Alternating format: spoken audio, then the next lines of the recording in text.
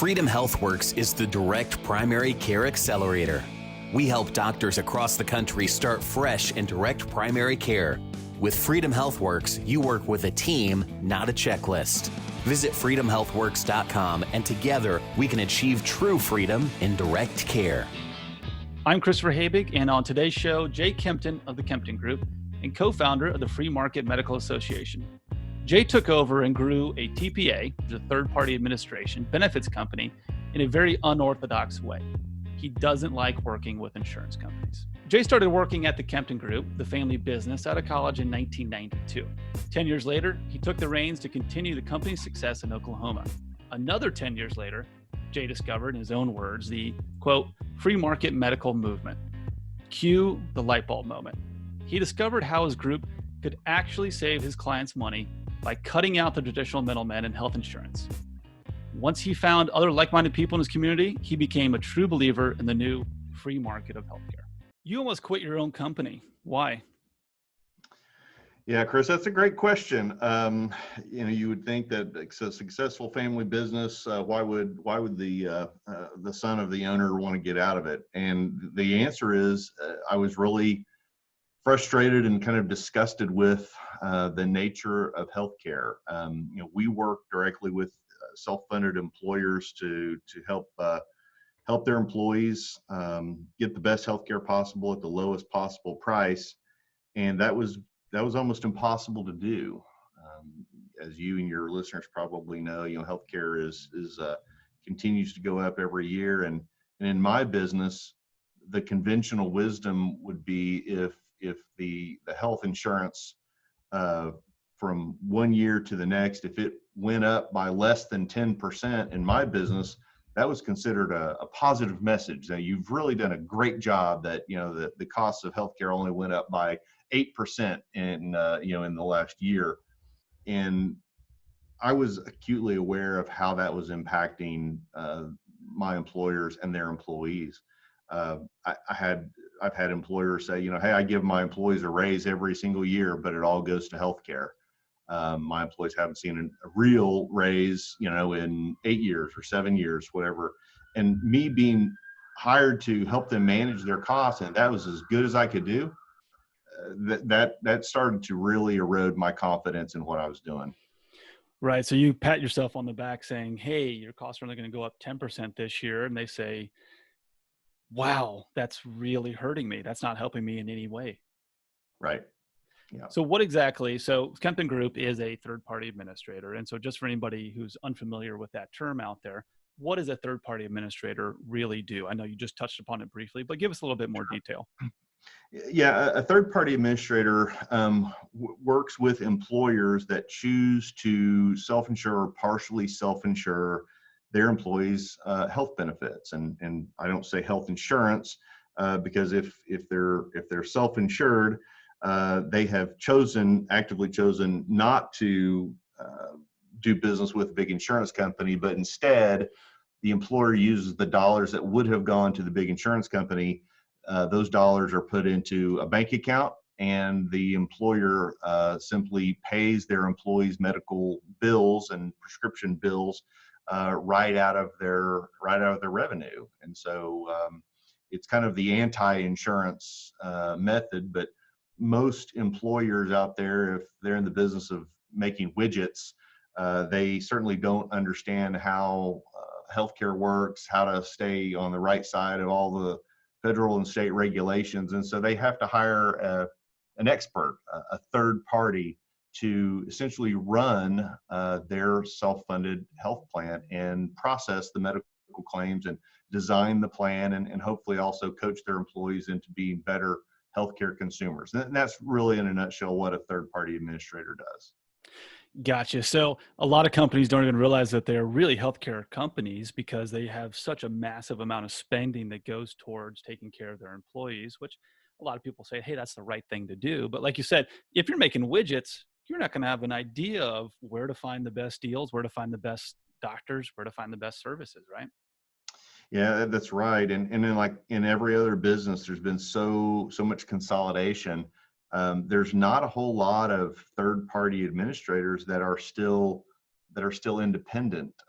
So many of the mom and pop store shops like myself, have sold out through the years to the big insurance companies. The big insurance companies, they kind of go both ways. They provide insurance products, but almost all of them also provide third-party administration services. But when they're acting as a third-party administrator, they spend a lot of money on that big brand that they've got out there, and most employees of an employer that chooses to self-insure their benefits, if they're with one of the big insurance companies that provides administrative services, those employees may not even realize that they're self-insured. They may not realize that the dollar that is going towards that hospital bill is the same dollars coming out of the exact same pocket that is paying their paycheck. Mm-hmm. And so that disconnect really does benefit, kind of the status quo out there, big pharma, big healthcare, and big insurance. Mm-hmm. Which sounds like a lot of the factors that almost drove you out of your family business. So I want to go back to what we're talking about before. You joined the Kempton Group, your dad's company, right out of college. You're there for 10 years. You take over the reins. You're kind of feeling what I'm going to say, just disillusioned with the whole industry there. Then you find the free market. What was that like? Was that a eureka moment, or was this something else? Well, it was one of those, most people don't believe in unicorns, and I didn't either, but I found one. And the one unicorn that I found, the one free market minded medical provider or healthcare seller, as we call it at the Free Market Medical Association, I happened to be in the right place at the right time. I don't know if many of your listeners know about Surgery Center of Oklahoma and the work of Dr. Keith Smith, but the Kempton Group, we're about 3 miles away from Surgery Center of Oklahoma. And I was actually introduced to Surgery Center of Oklahoma and Keith Smith by one of my clients, which was also one of Surgery Center, actually one of Keith Smith's neighbors. And we met, and I learned about, he was just as disgusted with the healthcare status quo, but from the other side of the mirror. I was disgusted from the buyer's perspective, from the health plan perspective. He was disgusted in a lot of the same ways, but from a medical provider's perspective. He's a board certified anesthesiologist, and he has some of the same frustrations. What they chose to do, though, is post their prices online. That was the way that they were going to kind of stick it to the man and try to go around the healthcare cartel, the big insurance companies. And so when we met, there was a little bit of a light bulb moment for me that, my gosh, this is amazing. This is a healthcare provider that is honest, open, reserves his best pricing for cash buyers, whether it be an individual, Chris, you or me as individuals, or a group health plan. One of my employers, it didn't really matter to him. If you had cash, you got his best price. So it was great. It was one of those light bulb moments, but like I mentioned at the beginning of answering this question, I kind of chalked him up to being a unicorn. This had no legs. This was a one-time unique type of a scenario. So it gave me a glimmer of hope, but it wasn't the sea change, life-changing moment hadn't really happened yet. So when that moment comes, it's an incredible story. You guys are 3 miles away from one of the pioneers in creating this free market healthcare industry, really, with the Surgery Center of Oklahoma. You're 3 miles away. You have mutual friends. What was your reaction to that light bulb moment of, hey, this could be a reality. This could be something that we do. And then what were the challenges in tweaking your business model? Because it sounds like, well, obviously you didn't quit the Kempton Group, right? What happened internally for you to start pursuing this path then? Yeah, that's a great question, because being that my company, we manage health plans for individual employers. We kind of fell into the normal model, when it came to the benefit plan design. We had out of network benefits, and then most of your readers know, if you go out of network, you get your hand slapped, you get a lesser benefit. You want to be sure and stay in network because it's in your best interest and you get a better benefit. So, having patients being subject to deductibles and copays was really universal. Surgery Center of Oklahoma, again, their transparency, their bundled price, again, was reserved for cash customers. And, I knew that, having a $5,800 all in, all done price at Surgery Center of Oklahoma for a gallbladder removal was a great price, but I didn't have a lot of individual, bank tellers, for instance. We do business with a lot of small community banks, and there were not a lot of bank tellers that could afford $5,800 to write a check for it. So we had to figure out a way, even though it was a great price. So we had to figure out a way is how do we essentially allow for a self-funded employer to look, smell, and taste like cash to Surgery Center of Oklahoma? How do we do that? And so we really created kind of a new tier, a new benefit tier within our clients' benefit plans. And this new tier, it was kind of above in-network benefits, if you will, and we ended up calling it the premier benefit tier.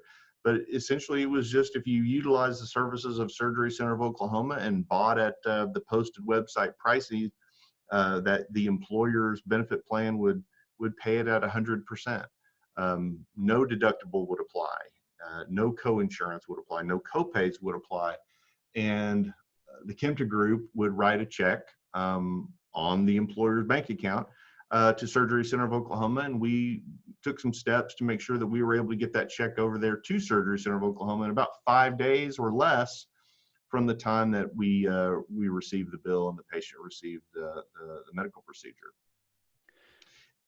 Now, what was the reaction when you build this plan and you're putting everybody into a new facility that has transparent pricing, it has reasonable pricing?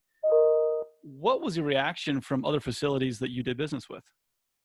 Yeah, and that's, Chris, I'm glad you asked it, because that is where the magic kind of happened. And once we created this new benefit tier, again, since the pricing was already posted, it was online, we were able to pre-evaluate the pricing, and we were able to then show our employers and their employees that, my goodness, compared to what you have been paying for a knee surgery or a gallbladder removal or whatever these procedures are, if you were to buy from Surgery Center of Oklahoma, the pricing is so much less that even when you're paying it at 100%, the employer will still save a ton of money.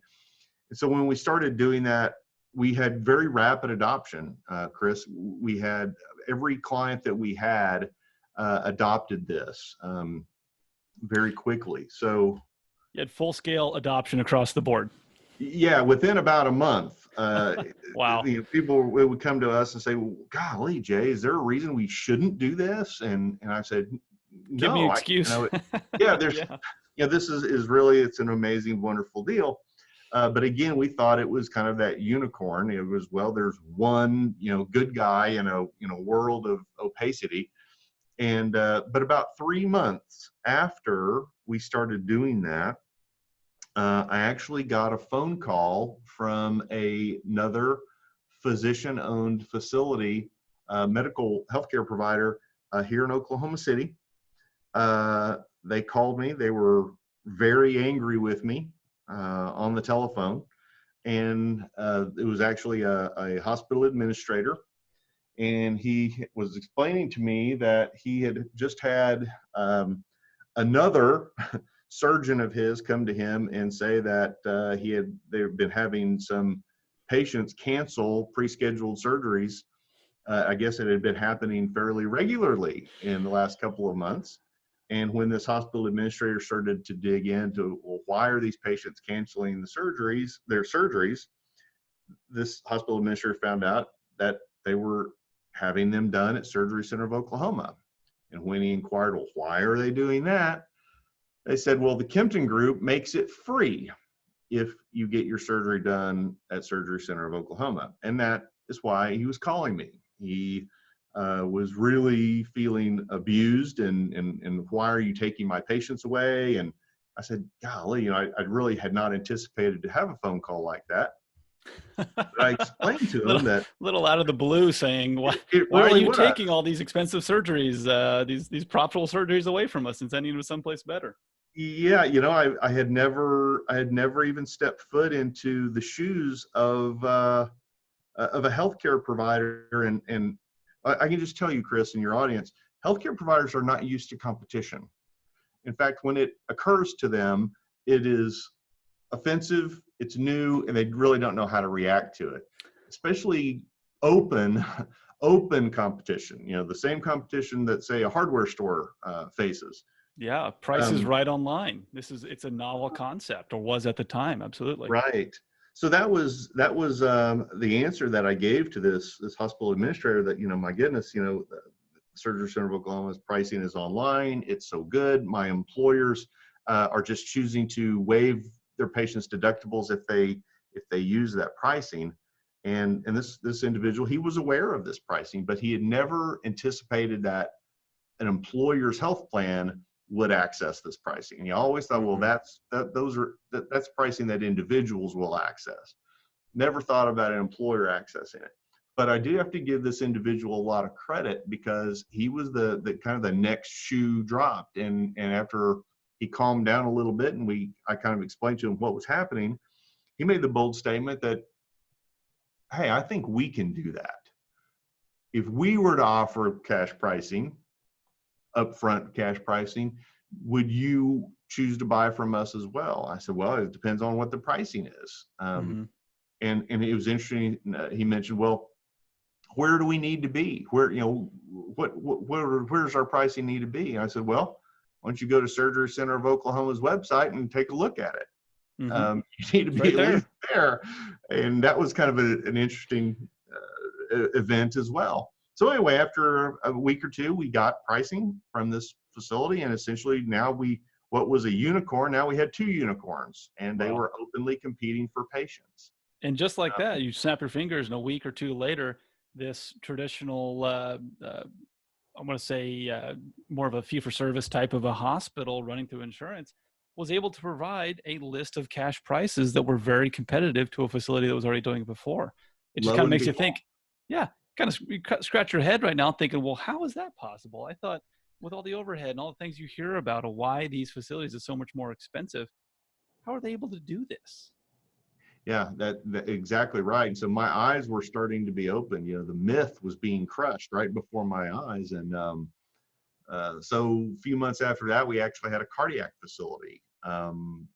Same thing, gave us a call, heard what we were doing, heard that, we were incentivizing patients with free surgeries, and they provided us pricing. And my goodness, this was a top flight inpatient cardiac hospital here in Oklahoma City that we had been doing business with for years, through kind of the managed care, PPO discount kind of a structure. And they provided us with a cash price list. Again, it expected quick cash payment. But we received that, a few months after Surgery Center of Oklahoma. And so anyway, next thing you know, I think that Dr. Smith and I both kind of said, my goodness, this could be a movement. Surgery Center of Oklahoma, by that time, other third-party administrators like me had heard about what I was doing. So Dr. Smith's phone was ringing. Other self-funded employers, their third-party administrators were calling, wanted to have access to his pricing. And he started doing business with my competitors, very similarly to what was happening on his end, because all of a sudden he had competitors that were coming out of the woodwork and were wanting to offer us cash pricing. And so Yeah, Chris, I mean, that's kind of what had happened. It just organically occurred. It's unbelievable, and I love hearing that story. So it makes me think: were there any facilities or anybody you came across that was like, no, we're going to still do business the way we've always done it? Was anybody not willing to play by the new rules? Yeah, there are quite a few that generally speaking, and this is generalization. Generally speaking, the large not-for-profit hospitals are very reluctant and or hostile to this movement, and I think they've had a very good thing going for a long time, and they are not equipped nor are they prepared to honestly and openly compete for business, and they're relatively inefficient. Mm-hmm. I had a friendly hospital employee divulge to me, I think this is the truth, that they never envisioned ever having to be in a market in which the buyer was price sensitive.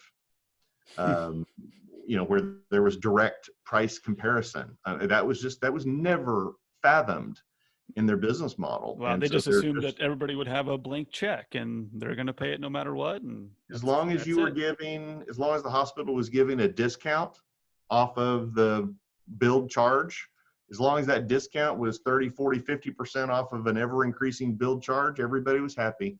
The buyer felt like they were getting a good deal because they were getting a discount. And since it was off the hospital's billed charge, the hospital could essentially just, make whatever profit they wanted to. And that's a good life. And that represents kind of the status quo. Mm-hmm. Mm-hmm. So after saying that, after discussing that, do you feel that there's a concentration of power in the healthcare industry? Without a doubt. Without a doubt. And I don't think that'll be much of a shock to your listeners. If you're in a one hospital system or two hospital system community, you understand dramatically what the concentration of power is.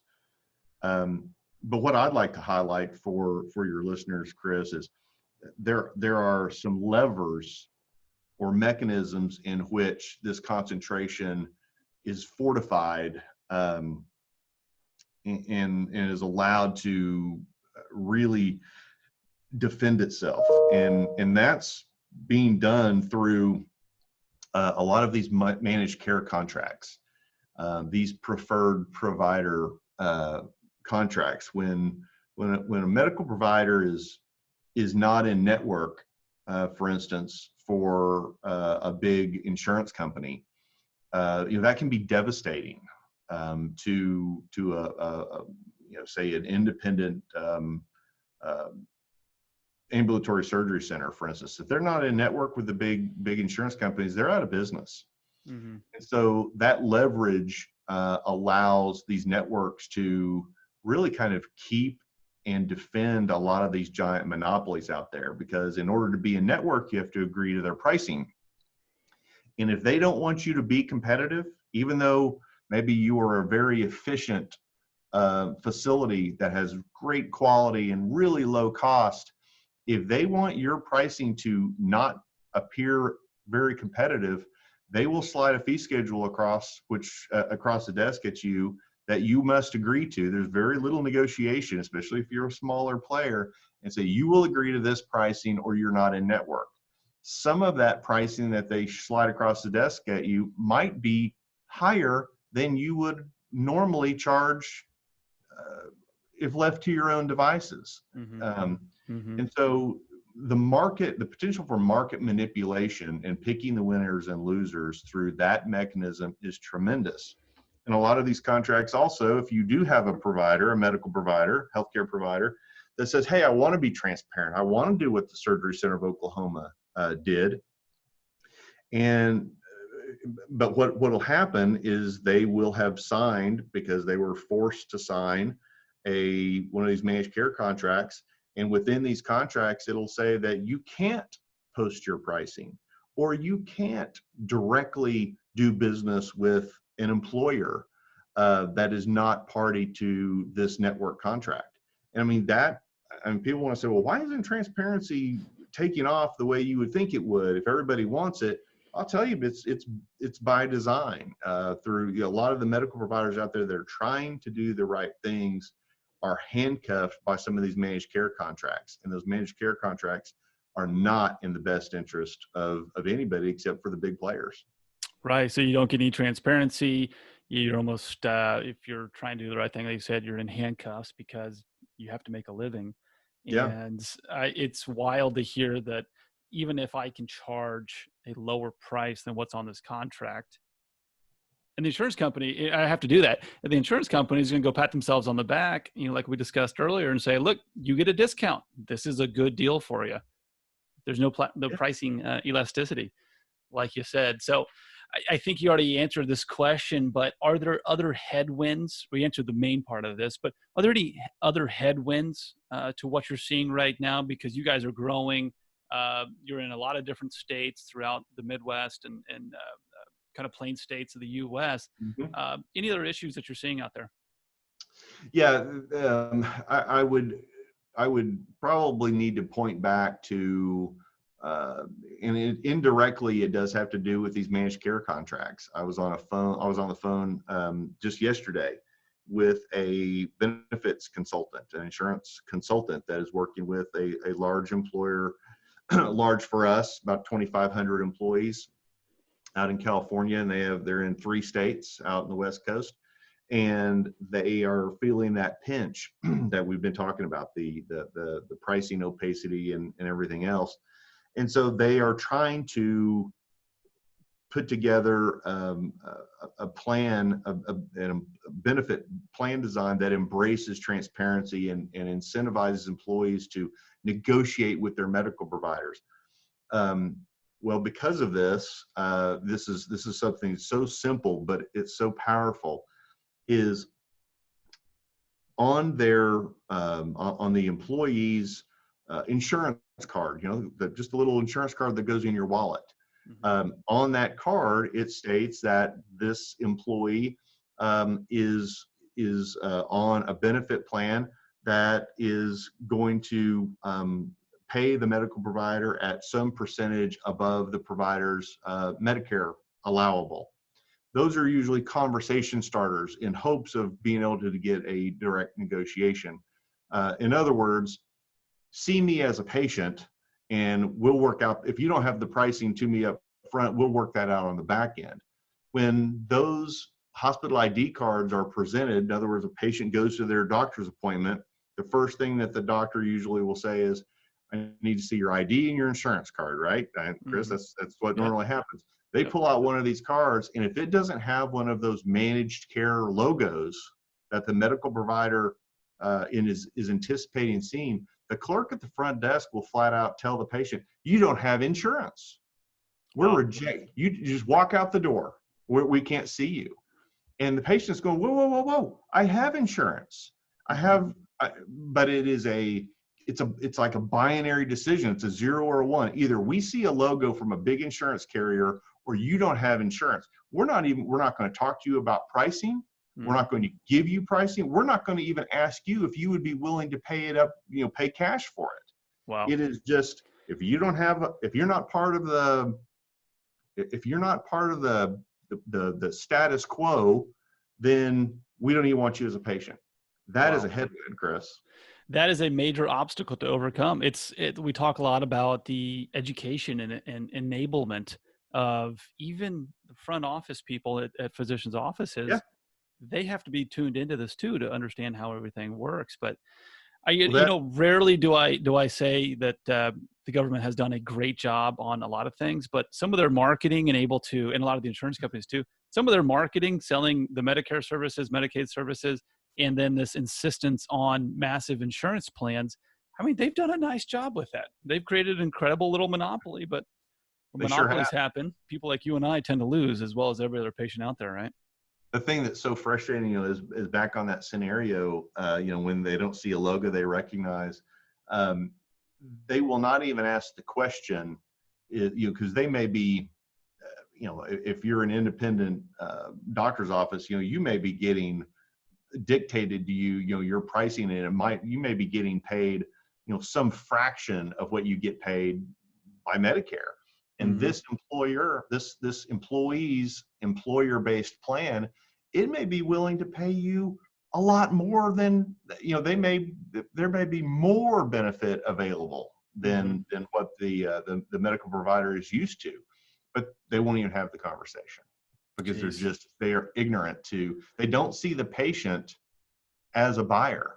They see right through the patient and say, you're not the buyer. We're not going to have a conversation with you. We need to talk to your insurance company. And if we don't have a agreement with your insurance company, we don't see you as even part of this transaction. You're not worthy of even having a conversation with. Don't even talk to us. Head out the other side.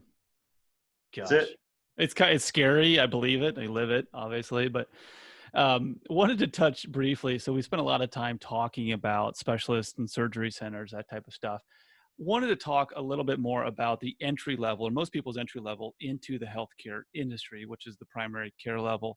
Obviously, something that's very near and dear to my heart from a Freedom HealthWorks standpoint, helping primary care.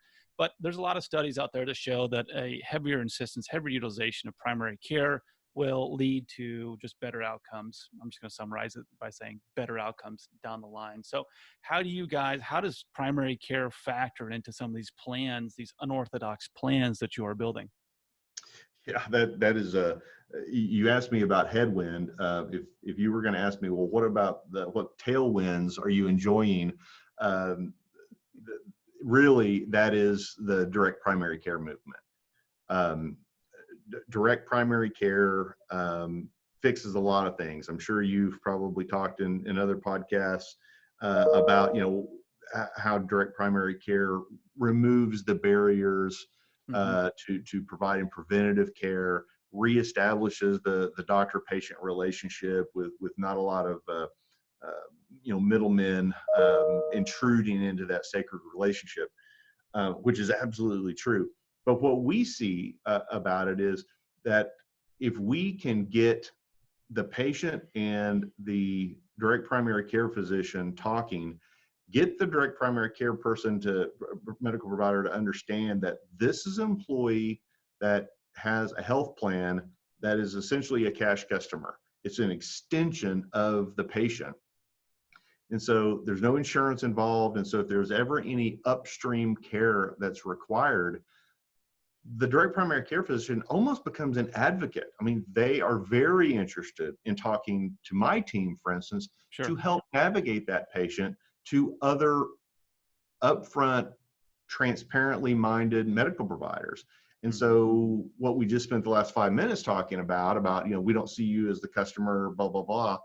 The direct primary care physician is completely on the team, and their incentives are aligned with our incentives and also with the employer's incentives, which are all our employers want. They want happy, healthy employees that show up to work on time, not worried about their kids' health care, not being sick, et cetera. And so direct primary care is really, it is almost like the secret weapon is if we can get more direct primary care physicians out there. I think that some of the frustration that I just shared with you, I think those will start to move away because the physician will have that conversation with the upstream medical provider about what it means to be open and honest on behalf of the patient.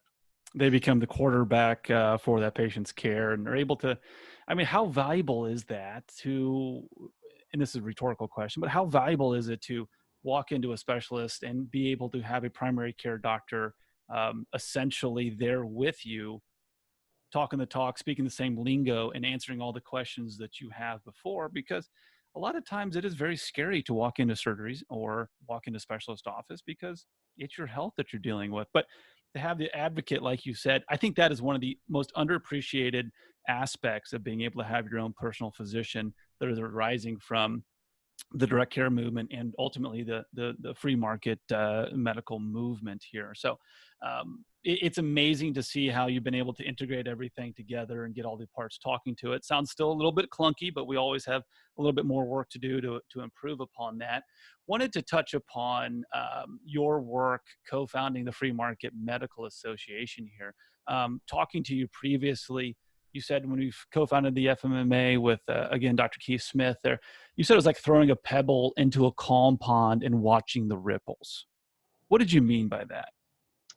Yeah, it was that organic, the organic nature of what we started seeing. Dr. Smith and I, we had a sense that we were, kind of partners in some exciting adventure. We just didn't know exactly where that adventure was going to lead, but we compared notes, and once we started doing business together, and he had competitors start to come off the sidelines and start to compete, and I had competitors starting to emulate what we were doing, we kind of would go to dinner and talk about, my gosh, I barely have time to run the surgery center because I'm answering all these emails. My phone's ringing off the hook. And I said, yeah, that's exactly what's happening with me too. I don't have hardly any time to take care of my customers because I'm answering all these questions from competitors. What are you doing? How do we do that? And so that was really what we mean that when we started doing business together, we never thought that this was something that others would organically want to enter into and emulate. But so that was really why the Free Market Medical Association is why we decided to form it. Mm-hmm. We felt like we've got to form some sort of an apparatus or an association that is really based on education, best practices, share what we were experiencing, and hopefully also point out the pitfalls to others, that we unfortunately had to learn by falling into.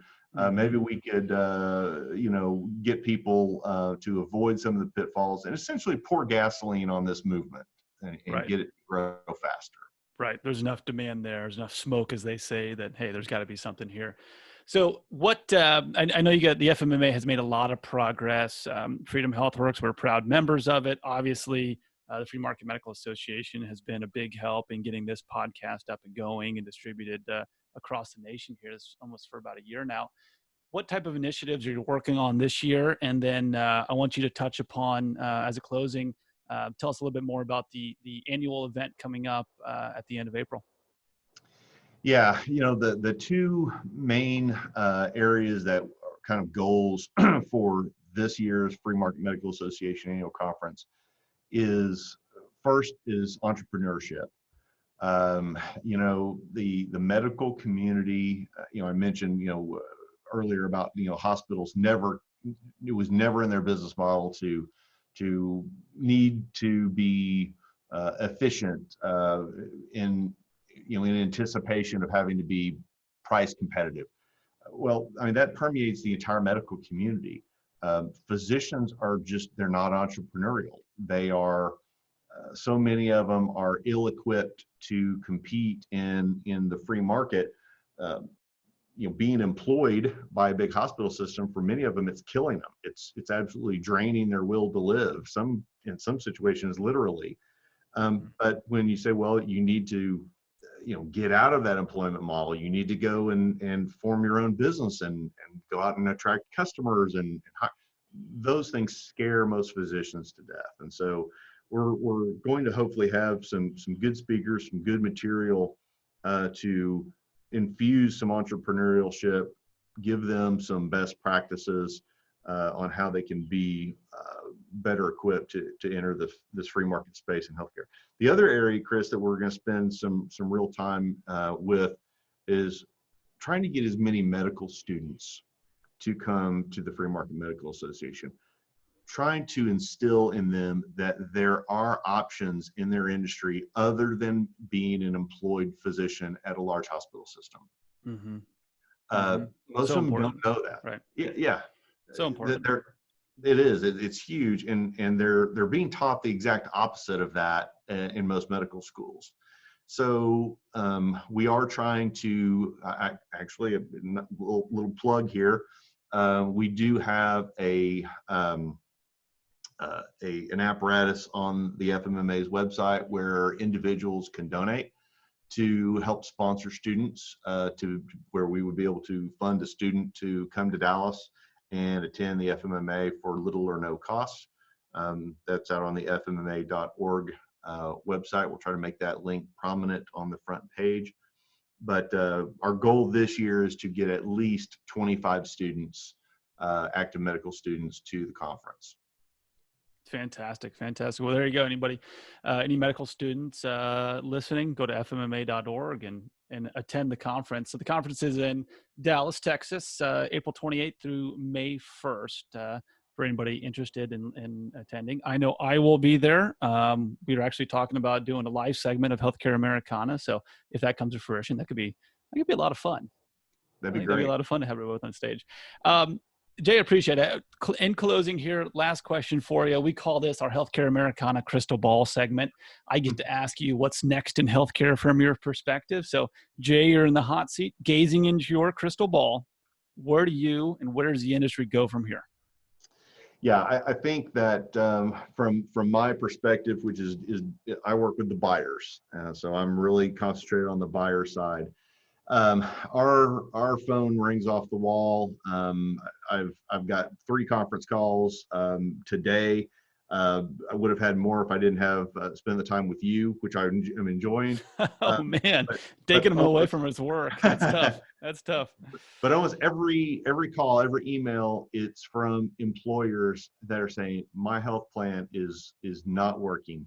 How I understand that you all are doing something different. I want to learn about it. I want to understand how we can integrate this into our benefit plan to have better benefits at lower cost for our employees.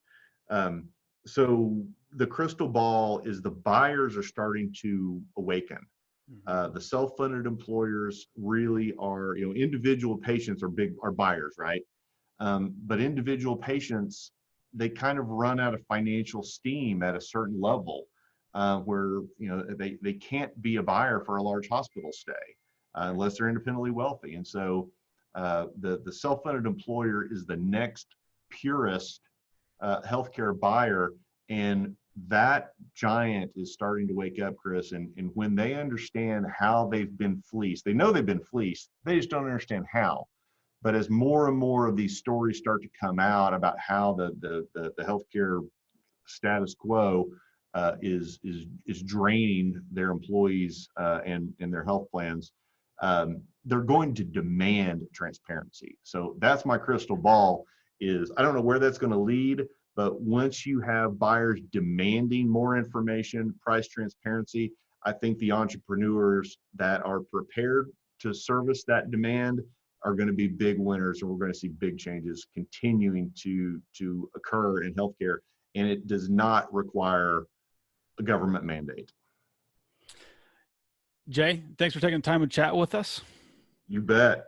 I know, like you just said, you're a busy man, so hopefully we didn't distract you too much to get you on the episode. Not at all. It was my pleasure. It was a lot of fun, Chris. At Jay Kempton, the Kempton Group and the Free Market Medical Association. Wish you the best of luck and moving forward, all the success. All right, thank you. Hi again, everyone. This is Chris. At Healthcare Americana, we're always on the lookout for great stories to tell in the healthcare industry. And we'd like to hear yours. Check out healthcareamericana.com and send us your ideas for episodes or if you'd like to be a guest. Thanks again for listening. Hope you enjoy it.